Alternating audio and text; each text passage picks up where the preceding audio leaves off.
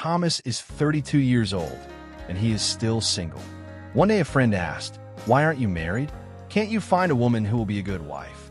Thomas replied, "Actually, I found many women I wanted to marry, but when I bring them home to meet my parents, my mother doesn't like them." His friend thinks for a moment and says, "I've got the perfect solution. Just find a girl who's just like your mother." A few months later they meet again, and his friend says, "Did you find a perfect girl? Did your mother like her?" With a frown on his face, Thomas answers, "Yes, I found the perfect girl. She was just like my mother." "You were right. My mother liked her very much." The friend said, "Then what's the problem?" Thomas replied, "My father doesn't like her." A man is on a business trip in Paris and gets lonely. He decides to call down to the hotel lobby to see if they can arrange him an escort. Within minutes, there is a knock on the door, and he opens it to see a stunningly beautiful woman wearing a short, tight dress. "Monsieur, what are you interested in tonight?" He thinks for a second and says, "Honestly, I would love a blowjob." She smiles and blushes slightly and gently walks across the room to the window. "Monsieur, look down there. Do you see the limousine down there? The big one, the really big one. That is mine because I give the best blowjobs in all of Paris." She proceeded to show him her talents, and when she was done, he was so impressed she paid her double what she asked, and off into the night she departed. The man spent the entire next day thinking about her, and gave in eventually and called down to the lobby, and within minutes there she was again. "Monsieur, what can I do for you this evening?" Without hesitation he said, "I would like to have bottom sex with you." She pointed at the window. "Do you see the helicopter in the sky? The big one? That is mine because I'm the best ass fucker in all of Paris." They did the deed, and he agreed she was the best. He paid her double, and off she went. Days went by, and the man couldn't stop thinking of her. He finally called a third time. "Monsieur, I missed you. What can I do for you tonight?" She said as she glided through the doorway. "I want to fuck your pussy so badly." He said, and again she pointed to the window. "Monsieur, do you see that building? The tall one? That would be mine if I had a pussy." A Sunday school teacher of preschoolers told her students that she wanted each of them to have learned one fact about Jesus by the next Sunday. The following week, she asked each child in turn what he or she had learned. Susie said, "He was born in a manger." Bobby said, "He threw the money changers out of the temple." Little Johnny said, "He has a red pickup truck, but he doesn't know how to drive it." Curious, the teacher asked, "And where did you learn that, Johnny?" "From my daddy," said Johnny. "Yesterday we were driving down the highway, and this red pickup truck pulled out in front of us, and Daddy yelled at him, 'Jesus Christ, why don't you learn how to drive?'" By the time a Marine pulled into a little town, every hotel room was taken. "You've got to have a room somewhere," he pleaded. "Or just a bed, I don't care where." "Well, I do have a double room with one occupant, a Navy guy," admitted the manager, "and he might be glad to split the cost.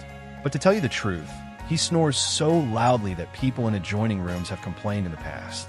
I'm not sure it'd be worth it to you." "No problem," the tired Marine assured him. "I'll take it." The next morning the Marine came down to breakfast bright-eyed and bushy-tailed. "How'd you sleep?" asked the manager. "Never better." The manager was impressed. "No problem with the other guy snoring, then?" "Nope, I shut him up in no time," said the Marine. "How'd you manage that?" asked the manager.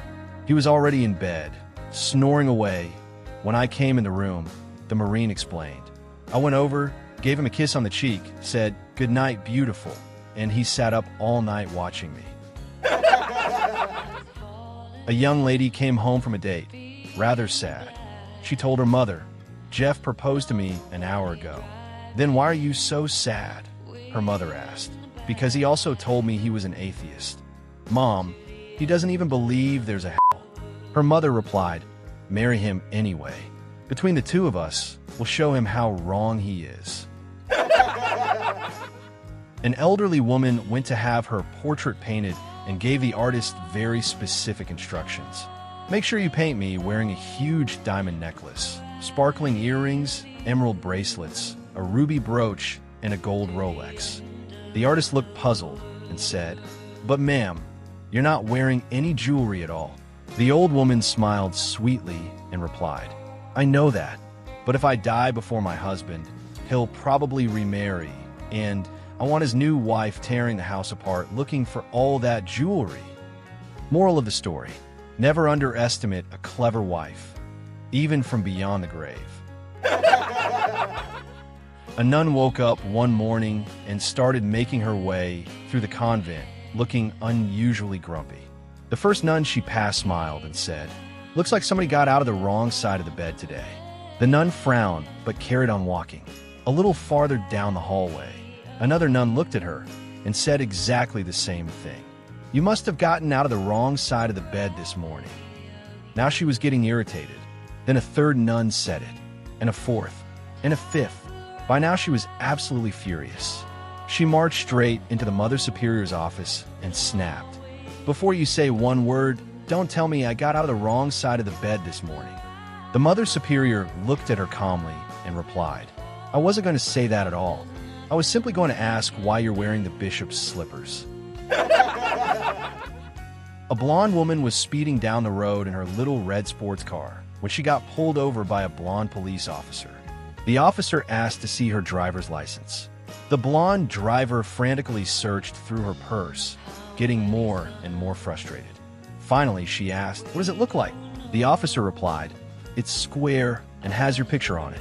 The driver eventually found a small mirror, looked at it, and handed it to the officer. "Here it is." The officer glanced at the mirror and handed it back, saying, "Oh, you're free to go. I didn't realize you were a cop." A drunk walks into a crowded bar and takes the last bar stool next to an older woman. After a while, the woman starts to smell this horrible odor coming from the direction of the drunk. She turns to him and says, "Excuse me, mister, but did you just shit yourself?" The drunk replied, "Yes, ma'am, I have indeed shit myself." The woman says, "Well, why don't you go somewhere and clean yourself up?" The drunk says, "'Cause I'm not finished yet." On their first night together, a newlywed couple go to change.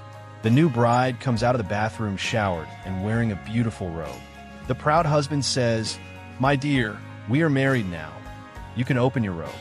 The beautiful young woman opens her robe, and he is astonished. "Oh, Aya," he exclaims.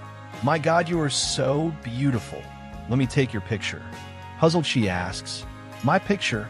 He answers, "Yes, my dear, so I can carry your beauty next to my heart forever." She smiles, and he takes her picture, and then he heads into the bathroom to shower. He comes out wearing his robe, and the new wife asks, "Why do you wear a robe? We are married now." At that, the man opens his robe, and she exclaims, "Oh, my. Let me get a picture." He beams and asks why, and she answers, "So I can get it enlarged."